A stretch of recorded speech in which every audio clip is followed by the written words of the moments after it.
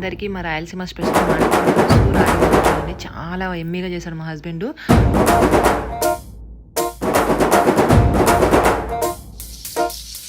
పొలం గట్టు దుమ్ములోన పోట్ల గిట్ట దూకినట్టు పొలేరమ్మ జాతరలో పోతరాజు ఊగినట్టు కిర్రు చెప్పులేసుకొని కర్ర సాము చేసినట్టు మర్రి సొట్టు నీడలోన కుర్ర గుంపు కూడినట్టు ఎర్ర జొన్న రొట్టెలోన మిరప దొక్కు కలిపినట్టు నా పాట చూడు